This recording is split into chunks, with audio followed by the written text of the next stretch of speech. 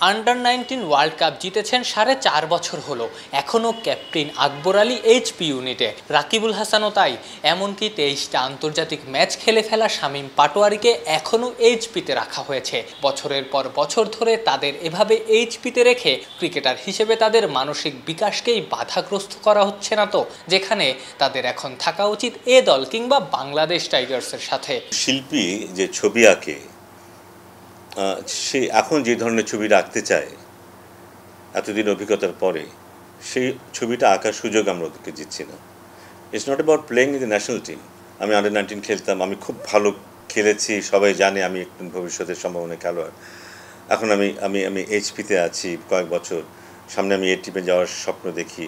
So আমি যেই জায়গায় আছি, আমি ভেতরে ভেতরে এক ধরনের ক্রিপিং থাকে আমার মধ্যে, যে আমি ওই জায়গাটা যেতে চাই অ্যাজ সুন অ্যাজ পসিবল।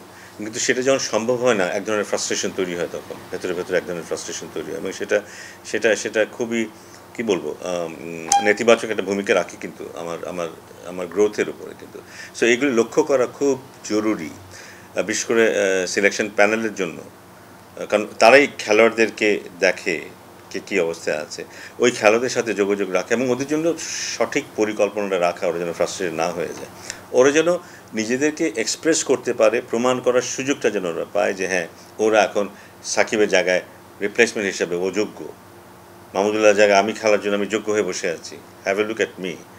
ওই হ্যাভ এ লুকটা আমরা করতে পারছি না, কারণ ওদেরকে এই টিমে ওইভাবে আমরা দেখি না, বা ওই ধরনের, হ্যাঁ না, ইন্টারন্যাশনাল ইয়েতে আমরা দেখি না। জাতীয় দলে তৈরি খেলার সুযোগ এখন নেই, কিন্তু অন্যান্য প্ল্যাটফর্মে যে সুযোগটা আছে সেখানেও আমরা ওদেরকে দেখার সুযোগ নেই না, বা ওরাও সুযোগটা পায় না। এটা খুব ফ্রাস্ট্রেটিং, এবং ঠিক সময় মতো যদি মূল্যায়ন করা না হয়, যে কোনো মানুষের যে কোনো ক্ষেত্রেই কিন্তু এটা এক ধরনের ডিপ্রেশন তৈরি করতে পারে। কিন্তু সঠিক সময়ে বুঝতে না পারা বাংলাদেশ ক্রিকেটের নতুন ঘটনা না। আকবরদের ক্ষেত্রে যেমন এ দলে থিতু করতেই অনেক সময় নেওয়া হচ্ছে, অনেক ক্রিকেটারই আছেন হুট করে একটা টুর্নামেন্টের পারফরমেন্স দেখে দলে ভিড়িয়ে 1 সিরিজ 2 সিরিজ বাদেই আবার ছুঁড়ে ফেলা হয়। টাইগারদের পাইপলাইনের এজন্যই কি এমন বেহাল দশা? দেখার চোখ থাকাটা খুব জরুরি। দেখা তো সবাই দেখতে পারে, আমরা কিন্তু সবাই আমরা মূল্যায়ন করি, কিন্তু এ খুব ভালো খেলে, ও খুব ভালো খেলে, কিন্তু যাদের কাজ যেটা দেখা, তারা অনেক বড় পরিধিতে দেখে, তারা অনেক ডিটেইল দেখে, দেখা উচিত তাদের।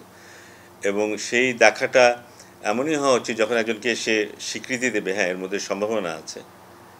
10 জনকে যদি স্বীকৃতি দেয়, তার মধ্যে 8 জনেরই বেরিয়ে আসার কথা।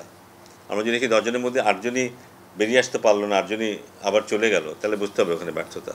এই মাসের মাঝামাঝি সময়ে অস্ট্রেলিয়ায় যাচ্ছে বাংলাদেশ এইচপি দল। এতদিন রাজশাহীতে ক্যাম্প চলেছে, সেখান থেকে শনিবার বাছাই করা ক্রিকেটাররা ঢাকায় ফিরেছেন। রোববার সবাই যাবেন অস্ট্রেলিয়ান এম্বাসিতে ভিসাজনিত সব আনুষ্ঠানিকতা মেটাতে।